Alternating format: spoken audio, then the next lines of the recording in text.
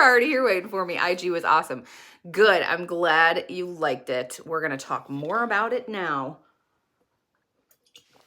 All right. And I think my tea and stuff, I took a zinc lozenge and I took a cup of my breathe tea with dinner, like right around dinner. So I think it's all starting to kick in now. So I'm feeling a little bit better. Maybe it's just because I'm like excited and having fun. So, okay. So hello, YouTube.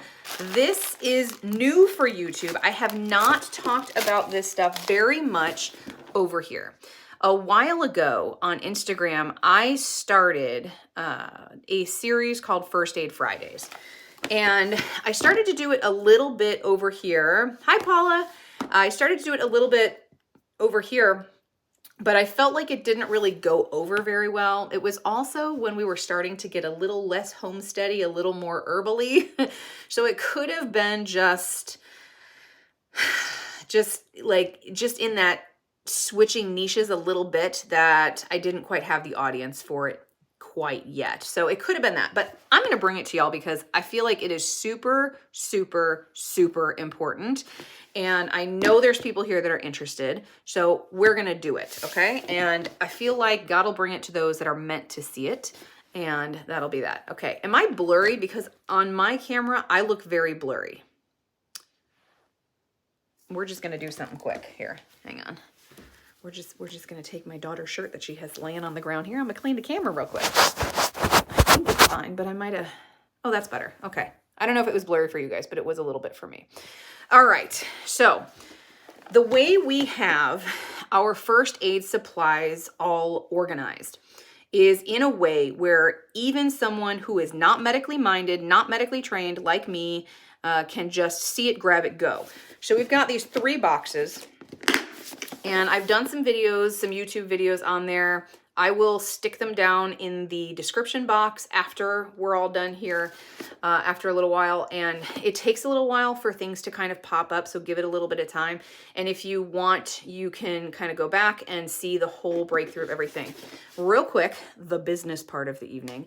I did launch my herbal first aid workshop today. So that is live. They're $10 workshops. They're like so, I kept them so cheap because they're so important. I want people to like be able to learn these skills and not pay hundreds of dollars for courses because I think that's ridiculous. Hi, Kathleen. Hello from East Tennessee. How's your weather? I know I'm from the South. I know when the weather gets crappy that you all don't know how to deal with snow and stuff shuts down. So I know. So I hope you're not kind of like stuck in there. So, all right. So here's one of the things. Oh, I will put the shameless plug for the herbal first aid workshop down in the description box. Also, you get like a printout with an inventory sheet, everything you're going to need, a long video with like how to do everything. Cold, but no more snow. Fabulous. Branford, Florida. Hi, Georgette. All right. So all of that is in that workshop. If you want to check them out, they'll be down there. If you were not on Instagram, I'm kind of like fighting a little something. I've been fighting it for like a handful of days now, but today it's just like deciding to be annoying. So I took a zinc lozenge and some of my breathe tea, and it's like starting to kick in, but it's still kind of annoying. So excuse me ahead of time for like the coughing and all of that. All right. So we've got 3 different boxes, and that's how I kind of organize things fast. I've got a bleeding box, a burn box, and a breathing box. And this one is the bleeding box because we're talking about bleeding emergencies. This is the one I grabbed for today. I did not grab everything because I'm, up here in my daughter's room, and I really did not want to grab all the stuff to bring upstairs. But this is my at-home box. We also have like this 3-tiered tackle box packed full of stuff, and that goes everywhere with us. If you've seen us at the farmer's market and seen a tackle box sitting around, that's my first aid kit. So that goes everywhere because I don't play around with medical preparedness at all. So here's the bleeding box. Okay. I'm going to show you what I keep in this. And this is, I'll be honest, there's some things missing. Okay. Like I am low on Band-Aids and gauze. So I think I have like 1 piece of gauze left in here. I need to restock. Yeah, there's my one little 2x2, and we've got a handful of Band-Aids, and I had to clean this out because my kids, when they go run and get a Band-Aid, they will get the Band-Aid and put the Band-Aid garbage like right back in here. So I had to clean it out. I thought there was more in there, but it was just all garbage. So, all right, so types of gauze. First off, Band-Aids. Get yourself a lot of different kinds of Band-Aids because Band-Aids are, I mean, you gotta have Band-Aids. So a lot of different kinds. We get knuckle Band-Aids. We get the big Band-Aids, like the really big ones. We get the waterproof ones. We get the fabric ones. They all have a different purpose. Read the box because they all have a different purpose. They're all good for something. And you want to make sure you have the right Band-Aid because there's nothing more irritating than putting on a Band-Aid and it falling off in 2 seconds because you used the wrong kind. Okay, so then gauze. Let's talk about gauze quick. There's a lot of different types of gauze, and not all gauze is created equal. You want to have as many different types of gauze as you can get. There's 2x2 gauze. There's the type of gauze, this is just your standard gauze, woven gauze is what it's called. There's the type of gauze that they say will not stick. They lie. That's a lie. It's gonna stick, okay? If you have blood and fluids coming out of something and then that dries while that gauze is on there, it is gonna stick to your wound, period. It's going to, okay? So you've got 2x2 gauze, you've got 4x4 gauze, you've got abdominal pads. Look, you can put your abdominal pads like underneath in these. These are little Sterilite containers. That's what they're called, right? Yeah, Sterilite containers. I got them from the Dollar General. They're like $4 or $5. Okay, I've got a bunch of these. You can rearrange them, take them out. You don't even have to use these little things. You can use them for your drawers or whatever in your kitchen. But these little boxes, I have left them outside and they've gotten rained on. I have never gotten water in one of them. They're very good little containers and they're very, very, like, they withstand my kids. Okay, so that's saying something. All right, so we've got those. Then you've got eye pads, okay? These are oval eye gauze. Yes, this is old. We don't use these often. Then this, let me show you this first. This is Curlix. This is a brand. We call it Curlix because this is what we call it on the ambulance because it's the brand that we use. But this is 2-inch thick, large roll gauze. This is woven gauze. This stuff is incredibly stretchy and incredibly strong. You're not breaking this. This, like, to give you a testimony here of how strong this stuff is, when we had really combative psychiatric patients, so ones that were like really in just, you know, mental health crisis and were fighting and were dangerous to us and we had to restrain them, usually where I was working in Chicago, it was usually drug related. We would have to restrain them. And this stuff is the best stuff. This stuff will outlast the actual restraints that they give you because they can bust out of those because you have to like sit there and fold parts over and then tie things. Like nobody has time for this. Wrap, pull, you're done. Okay, this stuff is super, super strong. My point for bleeding emergencies, this is really helpful in a compression dressing, okay? If you need to apply some compression, but you don't necessarily need a tourniquet, this is a really good thing to have. All right, then you need butterfly Band-Aids, especially if you or your spouse will refuse to go to the hospital and they're like, no, I'll just put some glue in it. Or if you just don't want to go to the hospital, if you feel like this is not something you need, but things keep bleeding, butterfly Band-Aids are a really good option. And how you do these, if I have enough in here, I'll just show you how to do it. Because people will pop these on and not realize that you have to put a little pressure on them when you're doing it, or it's not going to do anything. There's a couple different parts to them. So you've got like the sticky part and the not sticky part, just like a regular Band-Aid. Okay, this is what they look like. They're usually white. This is the part where your wound is going to go, right in the middle.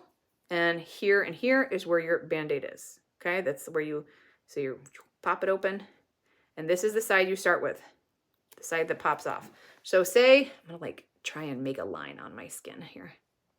Okay, so say there is my cut. We're going to put this sticky side on one side of the cut, a little bit farther over than you think you need it. You're going to pull the skin and hold and put on the other side. You see how it pinches the skin a little bit? You're closing the wound. That's what you want. This is not going to stay, okay? I'll tell you that right now. It's not going to stay. That is when you take, you're holding it, okay? Don't let go of it or have the patient hold it. Take your gauze, open that, hold it on, take your tape, wrap it around. Now it's not going anywhere, okay? That's what you want to do. So, because these, especially blood, they suck, okay? But if you have them put on right and you have them reinforced with gauze first, then tape, because the last thing you want to do is put tape directly on that wound. That's not going to be good. It's not going to feel good. Then they'll stay on. It'll stay. It's not going to go anywhere, okay? And these are the cheapy ones, okay? These are the Dollar General ones. Or maybe the Walmart. I don't know, whatever Equate is. I think it's a Dollar General. I don't know. These are the cheap ones. The like brand name ones, they're not much better. I always have cotton swabs in here because for like moving blood away from a wound to see so that you can get a better idea of it once you get control of bleeding, or if you've got blood like around the eye or something like that and you want to clean the area, you've got that. So that's what I keep that there for. Okay, and then there's this, and I'm going to talk about this in a different area. Hello from Northwest Oregon. Hi, how are you?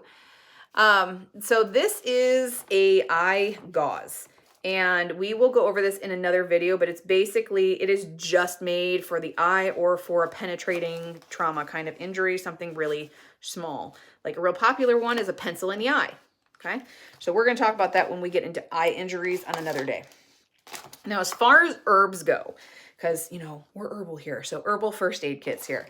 I'm going to talk about a couple things, and I can't tell you all the information if, because it kind of like, I really want to just like tell you everything, you know, but I created a workshop for a reason. So if you want all the information and how we use everything and how to do it all, go check out the workshop. I promise you it is totally well worth the $10 there.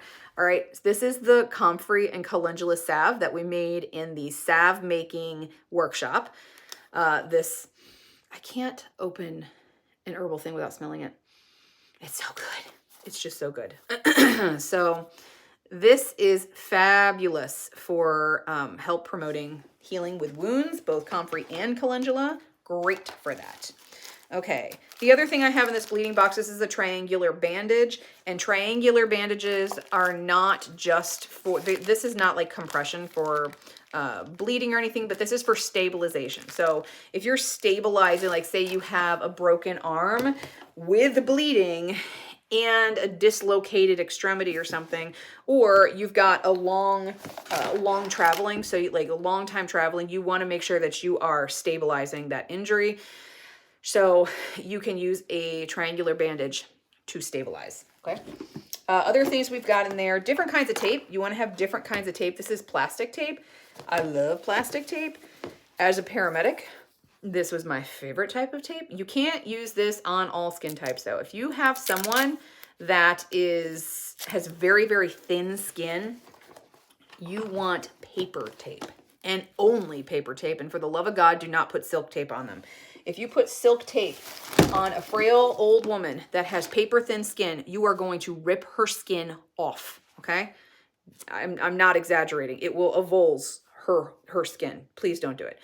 This is the best thing about plastic tape. It's strong, it's waterproof, not as waterproof as silk tape, but it's waterproof and it's really easy to rip. You can rip this stuff off and be able to like do things like this. If you need to like go around things, it's really, really handy, okay? This is great, great stuff. I love, love, love plastic tape. It is my favorite. But silk tape has its purpose, and if someone is bleeding profusely, that's what you want is silk tape. That is really the only thing that's not gonna pull up, okay?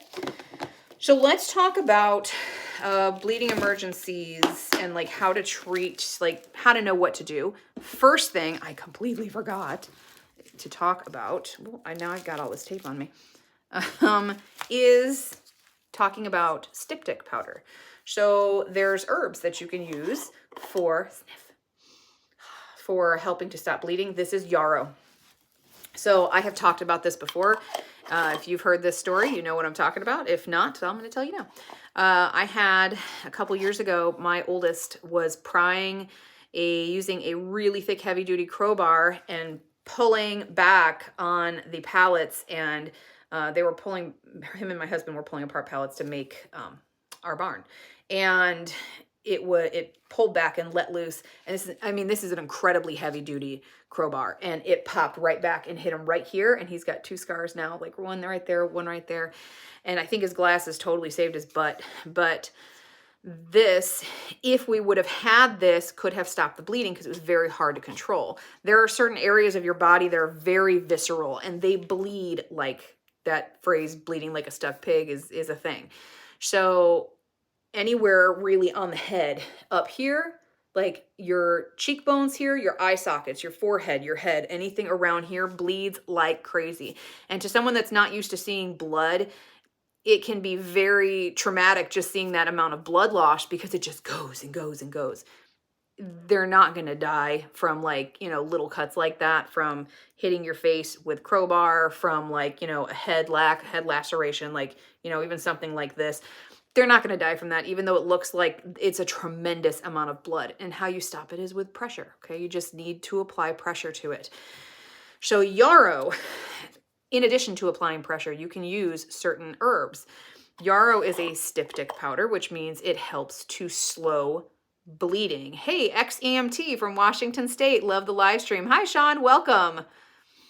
Okay, so how we would have used this if I would have had this. Now, the reason I didn't go to grab fresh yarrow, this incident was the reason that I started stocking this styptic powder and why now I carry it in our first aid kit no matter what, because if I would have had this would have made life a lot easier that day. So, but you can just grab yarrow out in the wild. If you know where it is, look at your property. You'll find yarrow. Familiarize yourself with your surroundings. You'll find it everywhere. And yarrow grows in many different colors. You can use any color. The most popular that grows wild is white. I've never seen it in our area any other color. We grow it in white, and just for fun, we have like red and yellow and things too. You can use all yarrow. It all has the same properties. If you use fresh yarrow, what you want to do is pull the leaves, literally break off a stem and just kind of take it. I'm going to use my tourniquet here that I'm going to show you how to use in a minute. Say this is your yarrow thing, strip it, grab it like this and pull everything off, and just kind of you're making kind of sort of like a poultice kind of a thing. You're just you're releasing the oils from it, okay? There's a lot of volatile oils. Do you watch One Piece, The Enemy? No, I do not. The volatile oils in there is what is part of what makes it so amazing, but it also makes it sting. You don't really have that with the dehydrated version, but it will sting a little bit if you're using it fresh. So what you do is you just take a pinch of it. If you're using the dried, use your volatile oils in there. It's going to be little wet, little sticky kind of on your hands, and you just hold pressure. So you've got your injury. So for my son with the injuries here, we held pressure on there. So if I would have had this, we would have just kind of held that on there like this and just held it on there. And this would have helped slow the bleeding way, way, way faster. So that is yarrow. Okay. There's also another herb called helichrysum. And if you're familiar with essential oils, you can use the essential oil too. Helichrysum doesn't stop bleeding per se, but it does really help with the healing process. It's got a lot of the same properties that comfrey and calendula have in regards to wound healing. It's also, and yarrow has that antiseptic property in there too, that antimicrobial, to help with the healing there too. So when you are using the helichrysum, it's the same thing. Take the leaves, take the blossoms, and you can just kind of rub it around a wound, and it can help promote healing. It's called liquid stitches in the essential oil world, because when you are using that oil regularly to help with healing, there's no scar. My husband once got his hand on an angle grinder, and it's the only injury I ever saw him have where he was a little woozy on that one, because you could see let's say the innards of his hand with that one. And we treated that with some helichrysum and some other things too. But the helichrysum is what, like, you can't even, you have to really look to even see a scar. And it really just looks like a line going down his knuckle. And even the other day I was looking at it, I'm like, well, which hand was it? He's like, I have no idea. So you can't really see it. So that healed him up really well. So that, and, you know, having your butterfly band-aids. And it's all about, like, if you're going to use herbs, it's all about having the herbal remedy and your supplies, because, you know, all of these herbal excuse me, all these herbal remedies are fabulous. They all have their place and they're wonderful, and herbs are very, very powerful. But if you don't have the supplies and the skills, you're not going to get very far. They're not going to do anything. And we'll let that lead us right into bleeding. So there's 3 different types of bleeding. You've got capillary bleeding, which is like if you have a paper cut or something and it's just kind of like oozing out there. That's capillary bleeding. You have venous bleeding, which is a little bit of a darker color. And then you have arterial bleeding. Venous bleeding can still be pretty fast, but it's not like arterial bleeding. Arterial bleeding is bright red, okay? Like that, bright red. And it is super fast. And every time your heart pumps, say you sever an artery, you will have a squirt coming out. The reason for that is how your blood flows. The real quick version of this is every time your heart pumps, you have a cycle that goes through your body. It'll shoot from your heart up through your aorta and it'll go out to the rest of your body. And there's a lot of force behind that. That comes from your left ventricle and your heart. And that is the biggest, strongest, thickest muscle in your heart. So it'll pump really hard and it'll shoot the blood everywhere it needs to go through your entire body. So there's a lot of force behind that. So and the artery is what gets that. So like the oxygenated blood that is in your arteries, okay? So you've had the deoxygenated blood. Basically, here's the short version of this. The deoxygenated blood comes in and it goes into the lungs. It picks up oxygen and then it goes back to the heart and then it passes through the heart and then it goes out your arteries, okay, out your aorta through the rest of the body. And then it exchanges, becomes venous blood, and then repeats the whole cycle. There is way more pressure in the arteries than there is in the veins, because it's got to go farther, okay? It's got to get pumped with all this oxygenated blood, and then the veins just kind of like ride the rest of that pressure back to the heart, okay? So it's not gonna move as fast, and it's not gonna move with as much force when it's coming out. But those arteries, man, they will kill you quick if they get severed, okay? And I mean in seconds, depending on what artery it is. If you have arterial bleeding, so say, and I use this example because this is the most pertinent thing for our family, is chainsaw, because we do farm. I gotta grab a sip of water, hang on.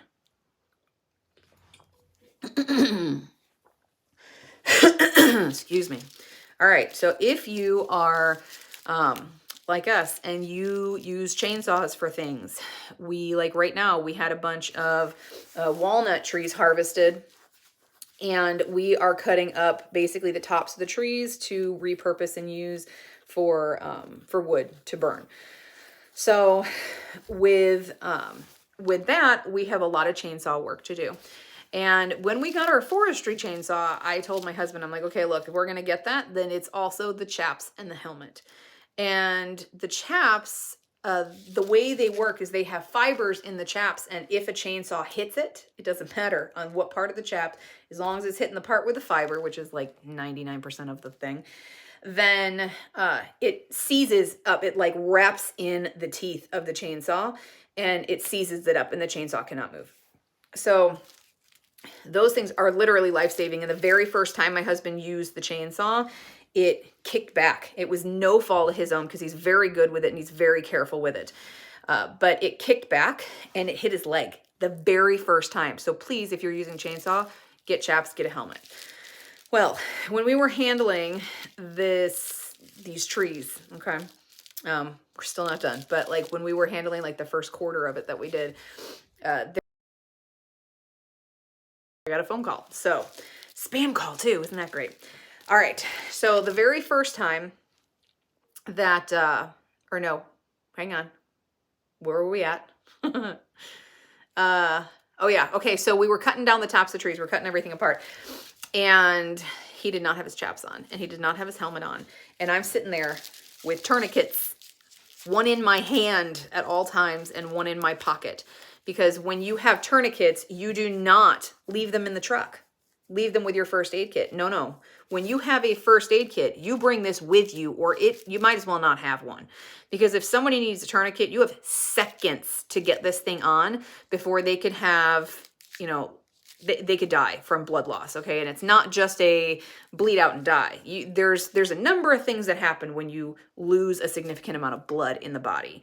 And you can have anything from, like, you can have issues with organs to dying. Like there's a lot of things that can happen in the body when you start becoming what we call hypovolemic, okay? You go into shock, and sometimes it can take like no time at all, like I said, and sometimes it can take a little more time, but you don't want those things to happen, okay? So we want to stop the bleeding fast. So with a tourniquet, first off, when you get a tourniquet, do not get them off of Amazon, please. I get mine from Refuge Medical. They're about $40. Get more than one. Are they a little bit pricey when you're talking about buying them over and over and over if you need them? Yes, but because you don't reuse these, okay? It's kind of a one and done thing because most likely your hospital is going to end up cutting it off. So you want to, I was just talking about how you want to keep this covered so you don't get crap in the Velcro, and I've got crap in the Velcro. So, because I'm over here like putting it on the bed and opening it up and all that. All right.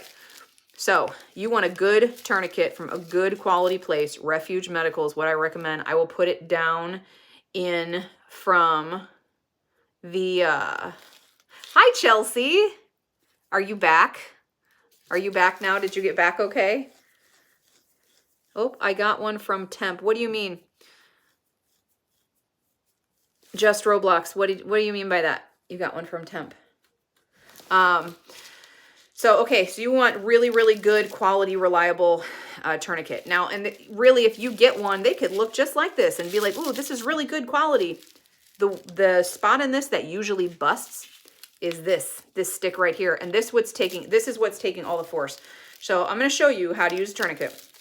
Say we have like, oh, somebody cut themselves, and you're seeing arterial spurting, okay? You're seeing an arterial injury. You grab this red tab, pull fast, and pull this open. Do not pull this out, because it will come out easily, okay? Don't do that. Keep it like that, because then you're going to be tripping all over the place. You're going to be shaking. You're going to have adrenaline going. Even if you are someone that is like, I can handle gore, you can handle it. When you are in the middle of a life or death situation, trust me, you can't, all right? This takes a lot of training and learning how to work with adrenaline, learning how to work without getting adrenaline spikes for people that are really seasoned because they've just been through it and they've seen it a lot. But if it's someone that you know, I don't care how good you are, how professional you are, if this is someone you know, if this is your husband that just dismembered himself with a chainsaw, you are going to have a hard time keeping your wits about you. So you want to make sure that the steps are ingrained in your, like this is muscle memory, okay? They're ingrained into your brain. Do not let this come out. You put it around fast and you pull hard, really fast, and you put it around, okay? That's how you get that thing on.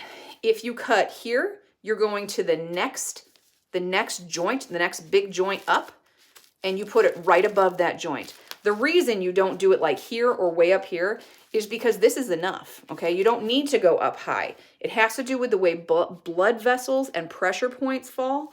This is good. This is a little tight. Okay, we're not done there though, okay? So we've got this on. Now we have to tighten. And you're going to keep tightening and I'm not doing this, okay? You're going to keep tightening and keep tightening and keep tightening until this stops. You do not stop when they start going, oh, it hurts, get that off, and start cussing at you or swinging at you. You put that arm down or that leg down and you kneel on them so that they stop moving, okay? You just keep twisting. This hurts like hell. I'll be totally honest with you. This hurts a lot, but it's better than dying. And that's what this is for, okay? So you're gonna keep going. See this tab right here? This is your time tab. I'll tell you about in a second. That, you can pull that. And then when you got your twisting and you're done twisting, it's gonna be some rotations. You put that in there and you see how this, look, when I let go, how it kind of locks back. That's why you don't stop until you are done seeing that spurt. Like, not like it's oozing, because once you put this in and it releases just a tad, you could start seeing spurting. So you want to make sure that you are, that you have like good control of that bleed. All right. So that's how you use a tourniquet. This little time tab, ideally you want to have a Sharpie on you, because nothing else is going to do other than a Sharpie. And you put the time that this happened on. Wear a watch. If you're going to carry a tourniquet, wear a watch. And ladies, if you are wearing leggings outside and you're like, oh, I don't have a place, stick it in your bra. Like, okay, this is, it's no big deal. It really isn't. Just stick it somewhere. Stick it somewhere, stick it behind you, and it's going to fall out behind your pants. But like, stick it somewhere, okay? You need to have these. Get like one of those fanny pack things, is what we called them back in the 90s when they were popular. And get them in there. You want to also have more than one. Did I mention that already? Have more than one, because especially in a situation where like you're working with a chainsaw, if you lose control of a chainsaw, it's going in a large swing, okay? It's going in a large range of motion. That's what I was looking for. It's going to move. So there's a good chance that you're going to get more than one limb if something like that happens. Hopefully not. Hopefully you're wearing chainsaw chops and your helmet and you're fine. It's just a scratch, if anything. But things can happen. I did just a few hours ago. Yay. How can you train to not freak out when things happen? Robin, unfortunately, unless you are exposed to it regularly, you're going to freak out. There are some things that I always suggest to people on Instagram. I don't know if I would assume they're here on YouTube too. Honestly, I don't get a chance to scroll through YouTube as much as I would like to, because there's so much good content on here. But it's kind of like, you can either spend a lot of time making content or you can spend a lot of time watching content. It's very hard to do both. So I've got a really long watch later list, but I don't get to watch as much as I would like to. But there is, I think it's I keep thinking it's like North American Rescue over on Instagram, and they post a lot of things that are happening, like injuries and emergencies and things like that.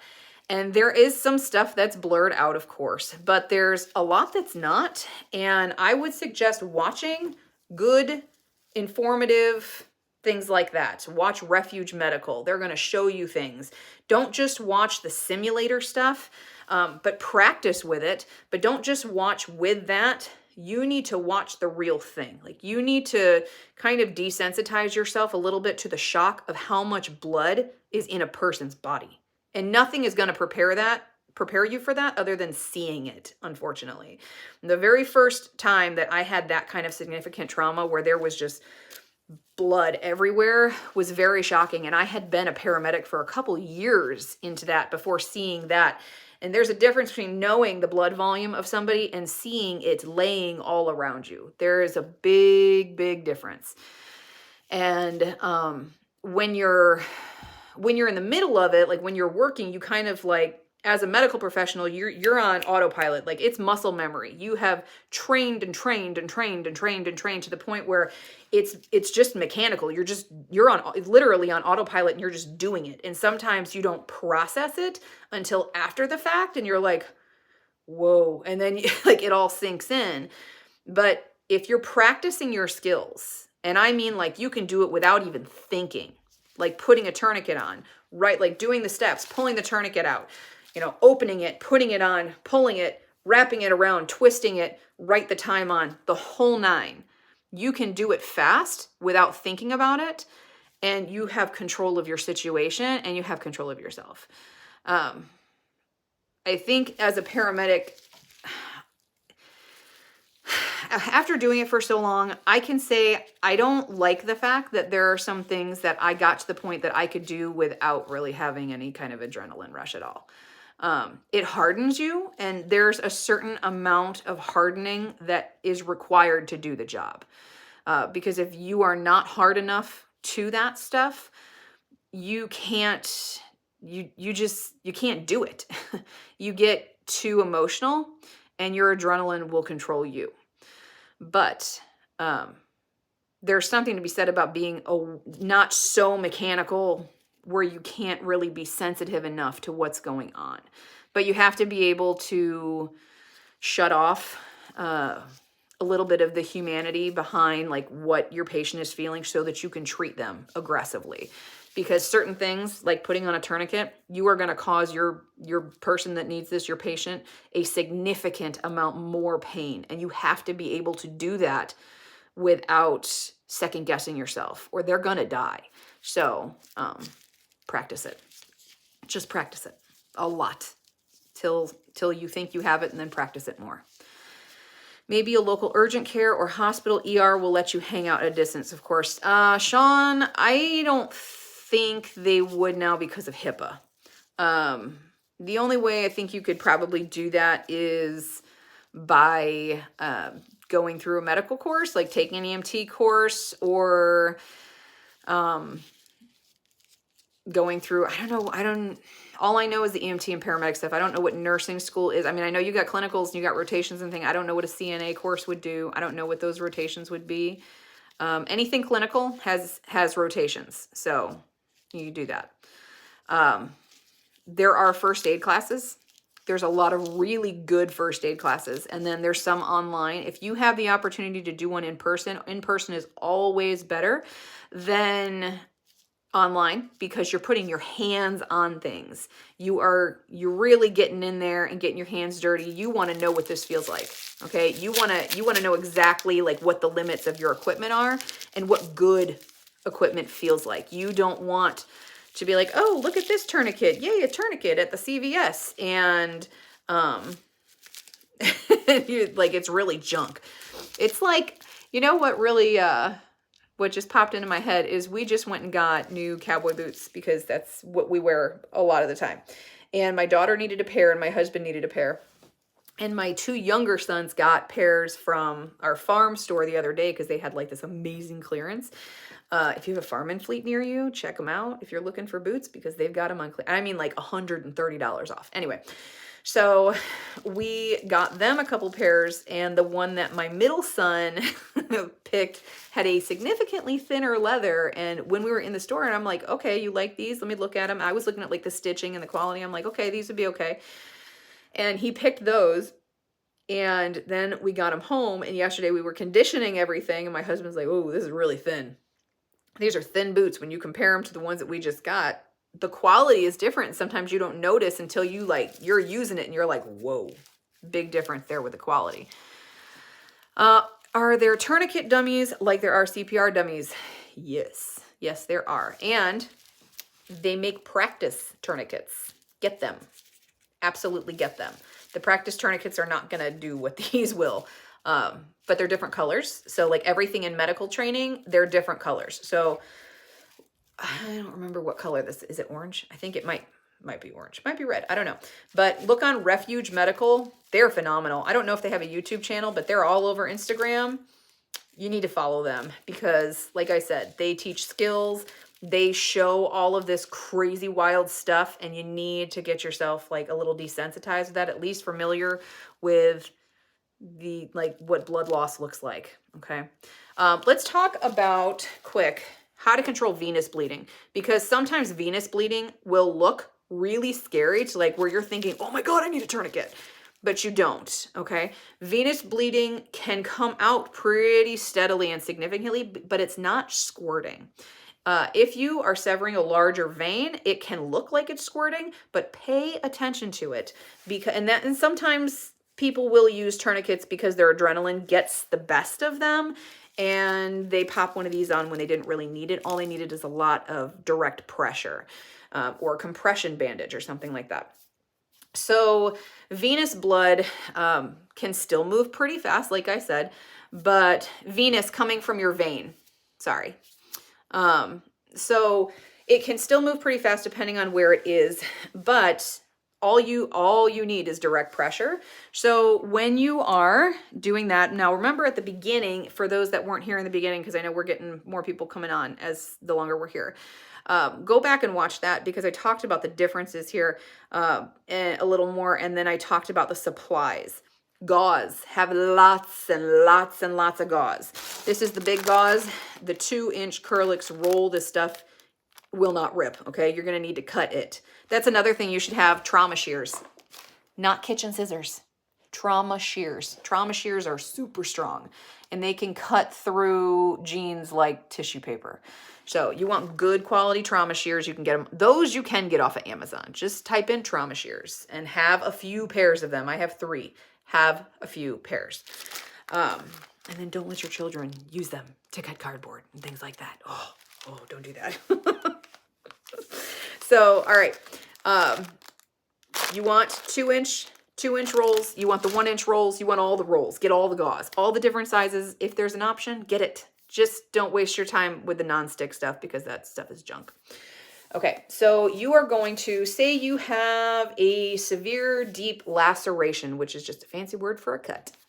A real deep laceration where you're seeing in there and there's so much bleeding, but it's not spurting. And when I mean spurting, I mean spurting. I don't mean like going like this. I mean if it's following a pulse, and if it is spurting out and it is bright red, like this color, okay, bright red, Crayola red, that is arterial blood. That is oxygen-rich arterial blood being pumped out with force super fast from the heart.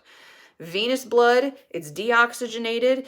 It's not necessarily vital for organ function at that point. It needs to go get nutrients again to become vital for organ function. So you are going to put a lot of pressure on. There are some things, I'm really itchy. There are some things that you can use if you cannot get control of bleeding, like Bleed Stop, and what's the other one? There's another one, for the life of me, I can't think of the name of it. I have both of them. Bleed Stop is a powder, and there's a lot of controversy with Bleed Stop because it does do its job, but it causes a lot of tissue damage inside. And that stuff, if it is all you have and it is life or death, you're saving a life, okay? But it can cause significant damage where you're talking about they have to remove tissue and like debride, and it's just nasty stuff. But again, if you're talking life or death, you use it, okay? The other stuff, I'm going to put it down in the description box because I can't for the life of me thinking about it. Between not feeling well and it being later in the day, my brain is just like, done. My hubby uses crazy glue. So does mine. Mine does too. Is let me just get some super glue. I'm like, just come here. Just let me do it. I'm correct. Yeah, I know what you meant. Okay. Are you asking? No, it's not dumb because they use it in hospitals too. You can put crazy glue in cuts. I would not do it anything deep and anything where there is blood vessel damage, because that could not be good. I mean, technically it's blood vessel damage even if you have a paper cut, technically. But when my husband got himself with the angle grinder, I think it was the angle grinder, when he got himself real bad on the knuckle there, he wanted to just dump some crazy glue in there. I was like, please don't. Please don't. I'm looking at your tendon. Can you not? Let's not do that. But that's his solution. Like if it's bad, just put some glue on it, because nowadays they use medical glue for a lot of things, especially like around with these real vascular areas here. They will just glue it instead of like stapling or anything like that, depending on where it's at. Like some of the things are just like, yeah, we need staples because there's more movement and things there, or it's somewhere where like, in a kid on the head, that's going to bust open. So they'll put staples. Sometimes they'll use staples and the glue and it'll just dissolve out. So no, it is not dumb. You just have to use it in the correct application, I would say. All right. So what were we saying? Venous bleeding. Is that what we were saying, right? Hello from Australia. Hi, Alliance Crusader. Hello, welcome. If you have significant venous bleeding, oh yeah, that other stuff. So not the bleed stuff, the other stuff that I cannot remember. I'm going to put it in the description box below. I really should have brought it up here now because I have it. I just cannot remember for the life of me what the heck it's called. So that stuff is like, it's just like a long strip of gauze pretty much. And the way you put it in, and there's actually, I just saw, like yesterday, I saw the guy, there was a really good video of the guy using it. But you basically, it's like this long strip and you loop it around and you push it into the wound. You loop it around, you push it in the wound. And this is how, like, you're literally doing this. You're like looping your finger around and shoving it in the wound. Now, with a wound like that, you're talking about stopping severe bleeding. You're in the wound with them, basically. You have to like get it in there. You have to get up against the vessel and hold pressure there and keep feeding it in until it stops. And then once you have everything in there, then you're putting more pressure on top, and you don't ever stop putting pressure on until you get your top pressure bandage, which could be something like Curlix. They do also have pressure bandages that you can purchase too. Get first aid and advanced first aid training. You will learn a lot and you'll be glad to have the knowledge when you need it. Absolutely. There is no better thing. Like, these kinds of videos are fabulous for getting your information and realizing, wow, I need to learn this stuff. And oh, I need to have these things on hand.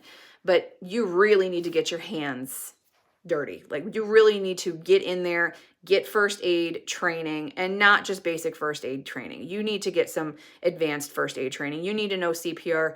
You need to know how to do the Heimlich maneuver.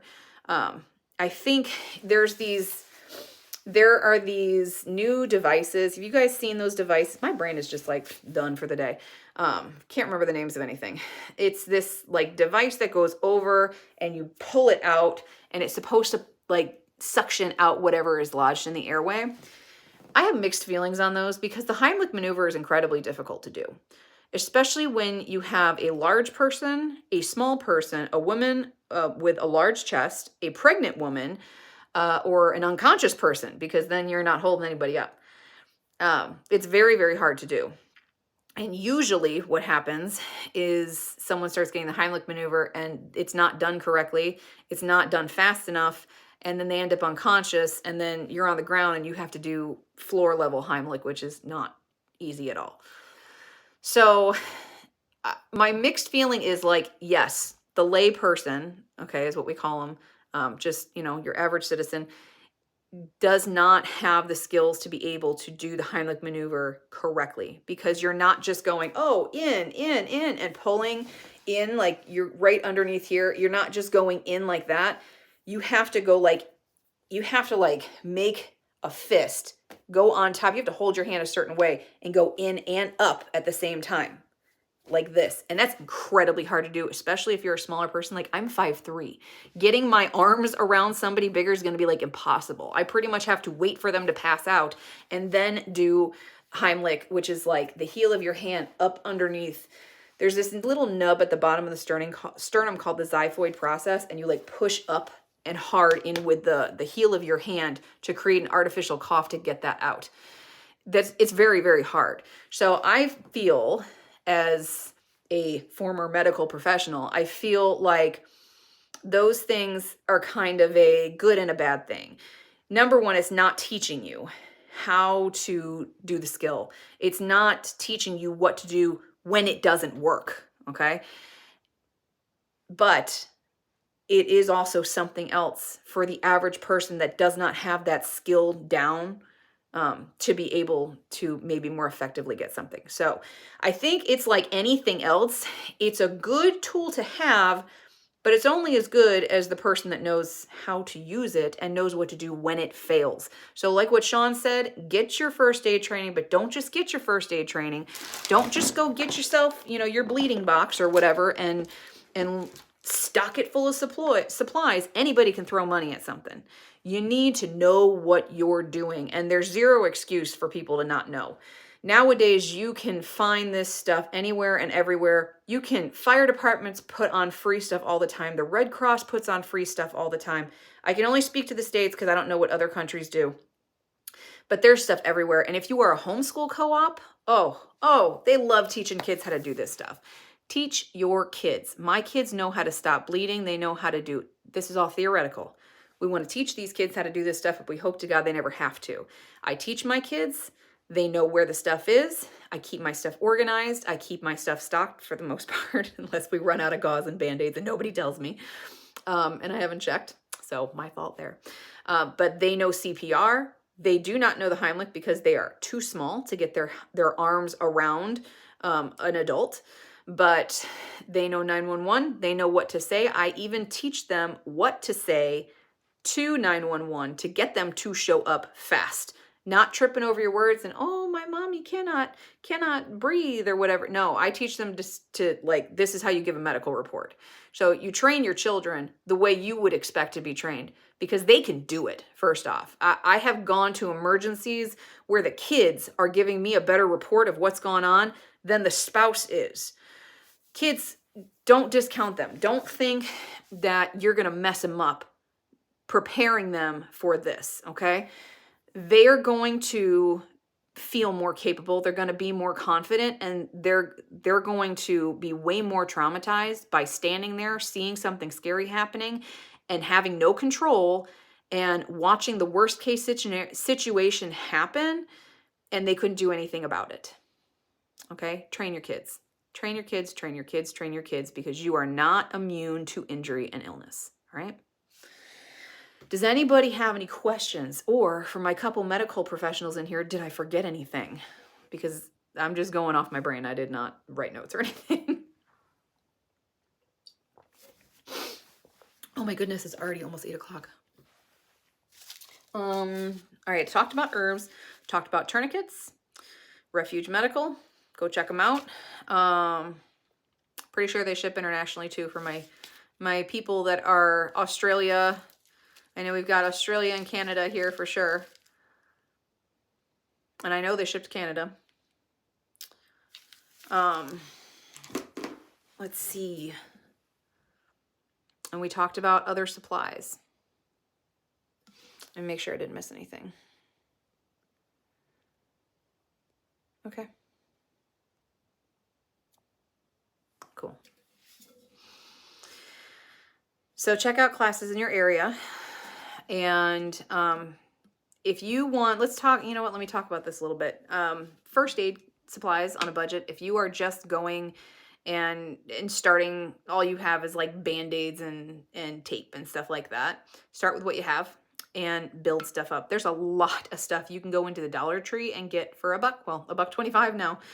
There's a lot of things that you can get very cheap. Gauze you can get very cheap.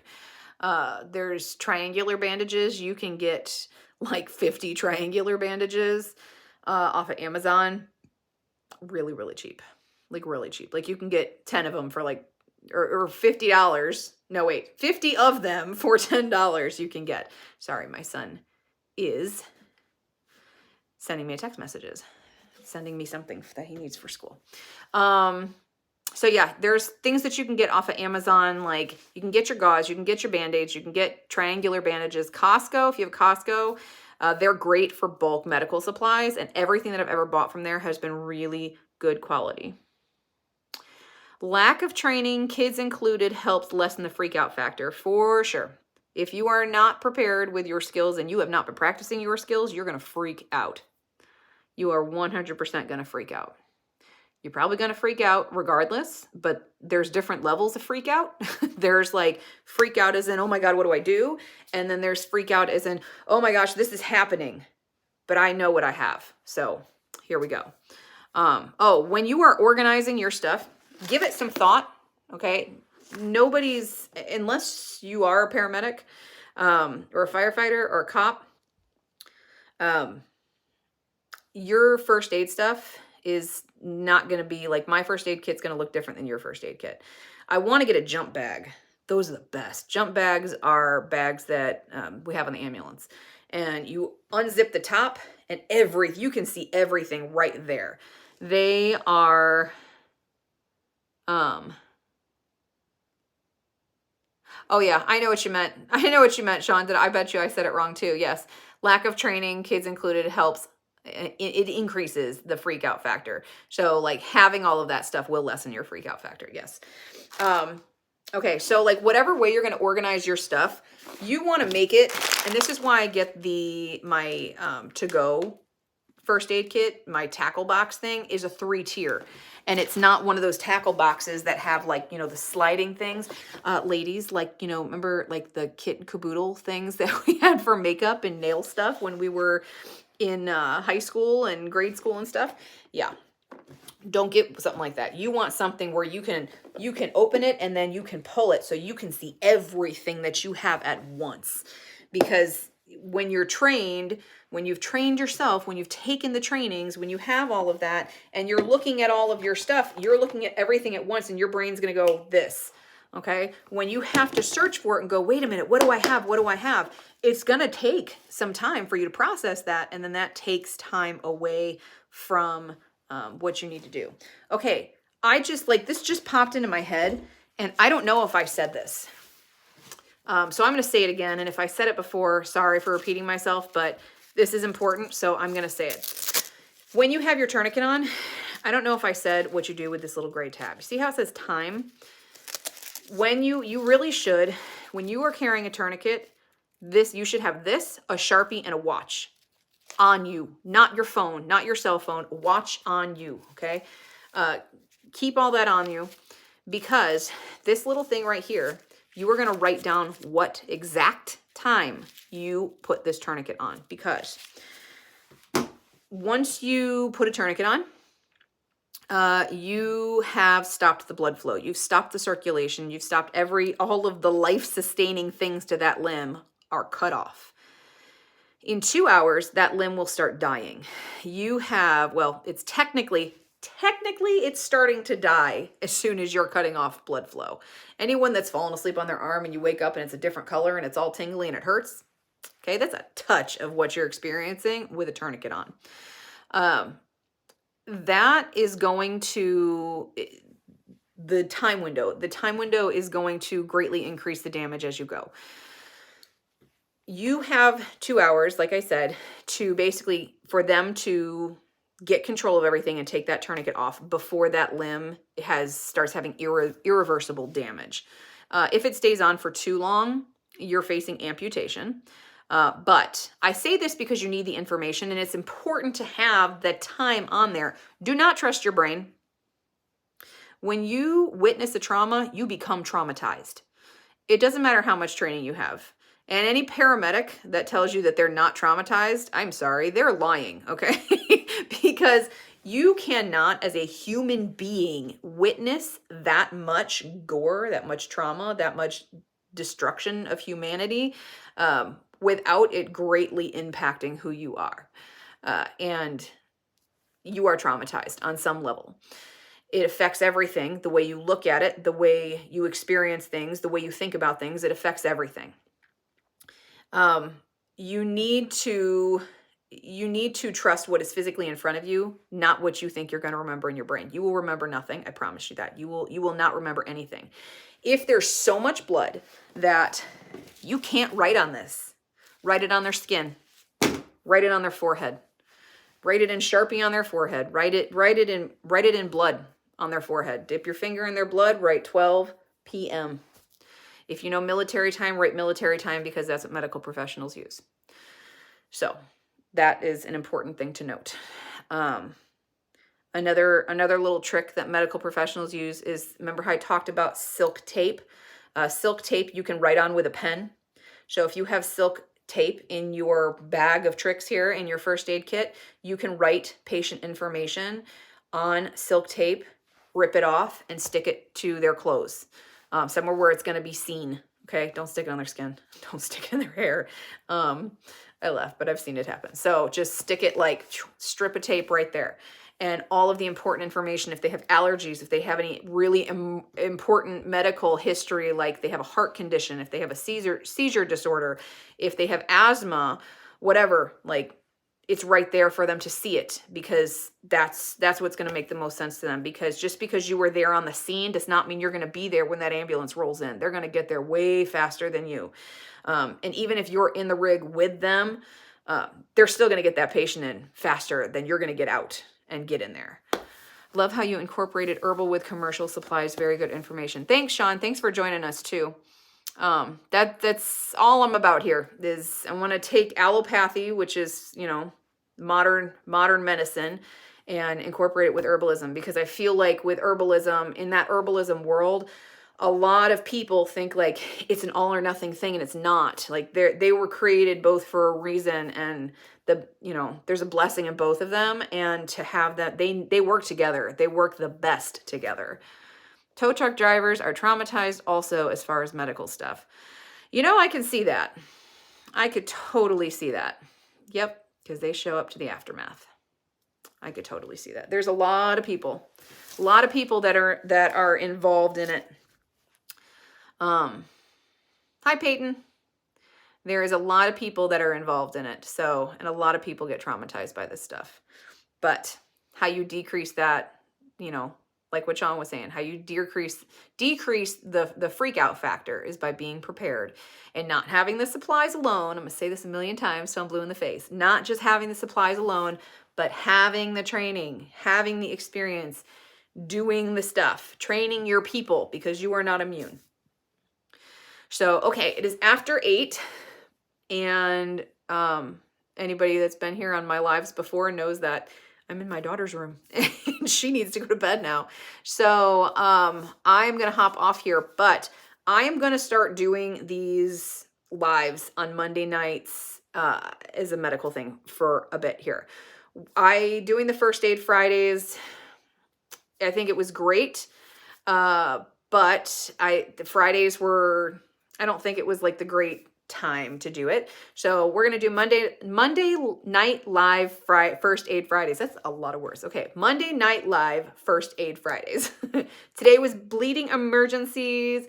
And next week I have no idea what I'm going to do, but we're going to do things like eye emergencies with kids. We're going to do, if there's enough of an interest, I might do childbirth emergencies also. I might. That's a big maybe. Like, I think there's going to be interest in it, but that's very hard to explain without visuals. And I don't have any kind of training equipment anymore. I used to have training equipment, but I no longer have it. So there's that. And then there's breathing emergencies, airway management, neurological emergencies like seizures and things like that. Even psychiatric emergencies, we could talk about those. There's so many different things, guys. There's so much. So we could talk about all sorts of different things. So I will do them for as many weeks as you all want to talk about them, and as ideas as I have pop into my brain. When I was a patient, I wish I could find yarrow on my property. What area are you in? There is, and you know what, if you don't have it, like, what zone are you in? And if you're in the United States, what zone are you in? Oh, you are in the States, aren't you? Didn't you say you're in the Pacific Northwest? You have it over there. It does grow over there. And if you plant it on your property, you plant it once and then you will have it forever, because it will continue on. It's not super invasive like mint or anything, but it will stay there and it will, be prolific. It likes wide open, like full sun kind of spaces, and it doesn't like to have wet feet. So plant it in somewhere where it's well-drained soil. Okay. When I was a patient, I saw a paramedic write on their glove. So if you're wearing a glove, you could write it on there. Yep, we used to do that too. Write it on a glove if you're working in the Seattle area. Okay, so if you're in the Seattle area, if you're in town, you just grow it in a pot. You could grow it in a pot. That would do fine there. And you know what? It does great in droughts. Actually, when you're harvesting yarrow, you want to harvest it a few days into a drought. That is when it is the most medicinally potent. So yarrow's really good there. Yeah, Taylor, that's what I used to do too. I would take my patient's vitals and things, and I would just write all my notes on there. And usually with traumas, If we were expecting a bigger trauma, I'd put on 2 pairs of gloves. That's another trick too. You can put on 2 pairs of gloves. That way, if you get too bloody with the first one, you just take off the first pair and you got a clean pair underneath. Husband has to, okay, hang on. Husband has to go to the doctor. Oh, had to go to the doctor last week. I asked, would him taking herbs help? And she said, I cannot say that it would. So now I have a harder time getting him to try herbs for blood pressure. Oh man. Yeah, they're not going to say anything because nothing is FDA approved. And in the States, that's what rules the world. So I get that. I've had family in the past be very doubtful with herbs because it's a plant, you know, like I totally understand that, like that doubt. Like we're so, as Americans, so ingrained in just like Western medicine is how you heal. But Western medicine is how you stay sick. It is. You don't find healing in Western medicine. There's very few conditions that you can actually heal from with modern medicine. And legally, you cannot say as an herbalist that you can find real healing with herbs because that's illegal. Because you can't claim anything. What we say instead is things can support healing. So a lot of the times people that are so ingrained into Western medicine and like, you know, totally understandably so, you hear things like when you start reading, you get curious and you start reading things about herbs and you start seeing things like it can support healing or it possibly could, blah, blah, blah. It looks like a giant maybe. You know, you have to really talk to an herbalist and like really not on a screen. And you have to talk to an herbalist and like really get into some good books and take some courses and things to really see what they can do. Because herbs they're so powerful. They're so powerful. But they're gentle too. So you have to, well, a lot of them are. There's some that are incredibly strong. And they work super fast, or they can have some really big negative effects. So you really need to understand that legally in the States, Americans can't, like American herbalists cannot claim anything at all. Like we could get in major trouble. And it's not a question of like, oh, well, we could lose our herbalist license, because there's not a single state in this country that license herbalists. You can be a certified clinical herbalist, but you're not a certified herbalist. You're a certified clinician. So you're certified to be in a clinical setting, to be able to see clients / patients, okay? I don't think we can legally call them patients. We can call them clients.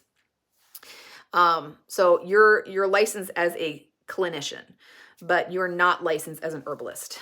And which again is one of those things that's just like herbalism is such a gray area, and it's a good thing that they don't regulate it, but it's also a bad thing that they don't regulate it, because then people that don't understand and don't really dive in and learn about it, they always look at it as me like, please, it's a plant. What's it going to do? And they never have enough faith in it to try anything. So they never see the kinds of improvements that you can make with it. Because I've got a few new people, it looks like, in here. I have an autoimmune disease that is a big deal. So I have a autoimmune arthritis called ankylosing spondylitis, and it fuses, if it's untreated, it can fuse your spinal column together, and it can fuse your ribs to your rib cage into your spine. So I take Humira, which is a biologic, super intense, really scary biologic that has really crappy side effects and really scary side effects. It can cause you more problems than not treating your disease. But not treating my disease the way I was going could have killed me. So I started Humira, and I experienced 0 side effects because of my herbal protocols. So there is a balance. And unfortunately, Georgette, I think it, like with people like that like your husband is experiencing, where he's just like, well, the doctor didn't tell me that they're going to do anything, so whatever. You have 2 choices. You can keep at them and try and find things that'll prove it to him, or you can sneak it in. And I've done both. So I have snuck in things that, like, to my kids. I don't sneak in anything to my husband because we want to be honest with our spouses. So, but he's very open to it because he sees it in me, and he's just like, I think he probably is like, well, I'll try whatever. She's not gonna, he trusts me medically. So he's like, she's not gonna give me anything that's gonna hurt me. So we'll try it. So let's see, what have we, I'm trying to think of the things off the top of my head that we've done. We've done things for stress and anxiety, of course, things for sleep, things for colds, flus, when we had COVID, my asthma, autoimmune disease, gut health. When my oldest son was having debilitating abdominal pain to the point that he could not even freaking walk around without having agonizing pain. And he went through a colonoscopy at 17 and a endoscopy, and which is where they go through the other end. And he went through endless tests, endless procedures, name the test, and he freaking had it. It was crazy. And he had like zero progress at all. Like no medication they gave him worked. Nothing worked. You know what worked? You know what got him out of it and to why he can be in college and be living a fairly normal life? He has a heart condition, but like a fairly normal life. It was his herbal protocol, because I had to put him on, like, I think it was like 8 different herbs, and, you know, tweak them until we found the right combination, and it cleared his liver and his gallbladder, which was the problem. And all they found in it was, he's got a little sludge in his gallbladder, but that's it. And that was enough for an herbalist to say, okay, well, the liver is the center of everything. And if your liver is clogged, your whole body is jacked up. So we need to clear that liver. And that's what we worked on. And within 6 months, he was just like only occasional pain. And now he's a year after. He's more than a year. I'd have to sit here and do the math. He's more than a year. Not quite a year and a half. And I think off the top of my head. And he has zero pain. Zero. And he only takes 2 out of those original herbs. I'd have to look at his protocol. I want to say it was like 8 herbs that he was on, but he's only on 2 now, to basically just, that are tonic herbs that can just keep supporting. Okay, that was a long ramble. All right. Looks like I will have to find an appropriate drier place to plant some. I live on 27 acres across the sun from Seattle. I am not familiar with Seattle. So, yeah, if you've got an area, I know the Pacific Northwest is pretty damp, but I do know yarrow grows there. So yeah, you can totally try it. There are more and more homeopathic doctors that will consider herbal remedies. Yes, there are. Doctors are supposed to be teachers. Sometimes we have to teach them. Most of the time we have to teach them. Most of the time, especially when it comes to herbal stuff. I think the most important thing you can hope for at this point in time is really to get one that's open-minded enough to listen to you. And if not, I've had to go into the doctor more than one occasion, more than one type of doctor, sometimes many times to the same doctor, and tell them, look, I hired you. You work for me. And while I appreciate you taking the time to see me, you need to understand that this is my life and I am in charge of my care. And I came to you for your input, but this is an important factor that is important to me, because my whole life is more important than just decreasing the symptoms of this one thing. You cannot fix me. You can help manage me. So we need to work together. And you need to say that to your doctor. And you need to say that to your doctor without being intimidated by your doctor, because they're just people. They're just people that read more books than you. Or different books than you. I would be in constant flare-up if it weren't for my meds and herbs. And Taylor, I'm glad you're starting to find stuff. I really am. So, and I hope things just keep working that way. All right, guys, it is 8:18. You remember like 13 minutes ago when I said I had to go? I really got to go now. Thank you guys so much for hanging out. This is such a good chat. I love when y'all come in here and we talk and there's comments and there's questions and there's just like all these great things. So thank you so much for being here. I am so, so glad. Oh, Paula, you're still here. I'm really glad we got to do this. So I will definitely keep going. And if you all think of anything, she's got clothes all over the place. If you all think of anything that you want to learn specifically about, like if there's any kind of first aid emergency that you're concerned about, or that you want someone near you that's close to you, so maybe something you deal with that you want other people to learn how to deal with, let me know. You can either leave it here in the comments. You can wait for the replay. If you're watching this on the replay, you can put it in the comments and I'll get it that way too. You can also email me, or you could send me a DM on Instagram if you're an Instagram person. So any of the ways all work, and I will get it and put it on the list. Thanks for being here, Sean. I don't think you've been to one of my lives before, so it's good to see you here. Thanks for joining and thanks for your input. I appreciate it. Thank you, Jen. More great info. Thanks for sharing. Thank you so much. Such good info. Thanks a lot, Kelly. All right, guys, I'm going to pop off. You guys have a great night, and we'll see you next week. Bye.